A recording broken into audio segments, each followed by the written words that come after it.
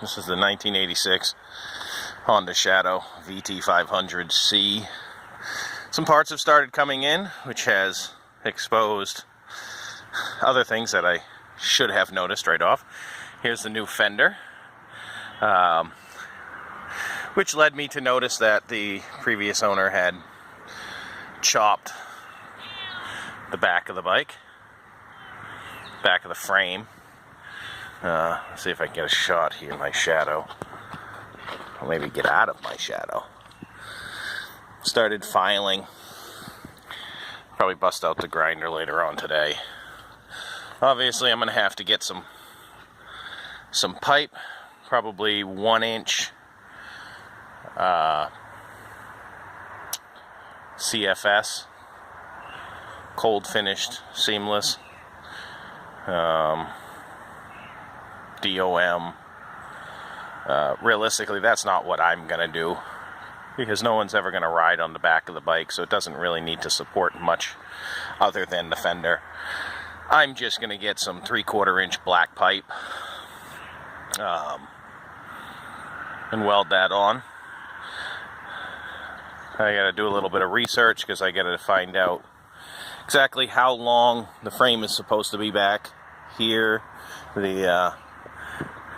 This end of the frame, from what I can see in frames online, is they only extend about, maybe 10 inches, 8-10 inches past this, 8 inches probably, and the ends are flattened with a hole drilled, and then there's a cross piece just like that bracket here. There's one in this general area, and that's what bolts to the fender. So I'm going to have to fabric-cobble that together, I guess.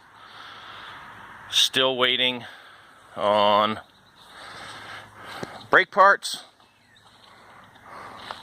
carburetor parts.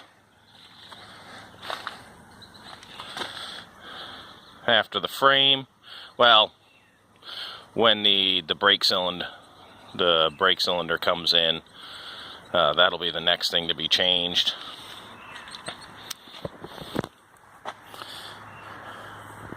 And then on to the manifold boots and cleaning the carbs. I probably won't rebuild them unless I see anything, but I'll clean them. I'll take them apart, spray them out with carb cleaner, check the slides, give them a good once over. So this is where we stand as of today. Oh, gas tank. This is started to do some sanding on the gas tank. Wanted to kind of a cool design as it is right now, but wanted to get rid of the matte black that was on it before, and found a ton of Bondo. I had actually picked it up off the bike, and all of the paint on the left side just kind of peeled off in my hand, like it had aircraft stripper on it. So apparently the previous owner had tried to Bondo some holes and then paint over it. You can see them right here. Let's see if I can get a good shot. Some of these might be from me picking off the Bondo.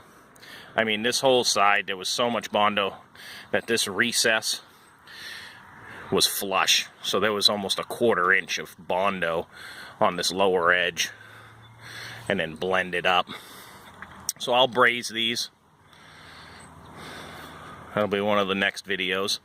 Oh yeah, they also looked like maybe they tried to use some non-electrical lead solder to patch the holes. I don't know how well that would work, but they sure as heck put a lot on there.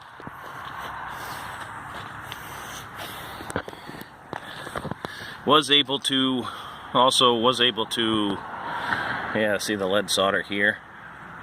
Big globs of it. I'll have to file that down. And then there's just a few pinholes here. Went to Napa. It's not a sponsored video, but went to Napa. The new part had a Honda code for the color. And even though they weren't able to match that to a current automotive paint, they were able to use the scanner and match it to a color. So I'm going to get them to make me up a rattle can of that. And that'll have the flake and the clear coat all in one can.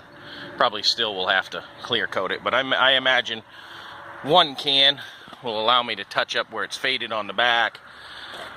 Probably do a couple coats on the gas tank, the front fender, and these little side covers where it covers the battery, the rectifier, and the on the other side, the air box. That's where it stands as of week 1. Alright, check back soon.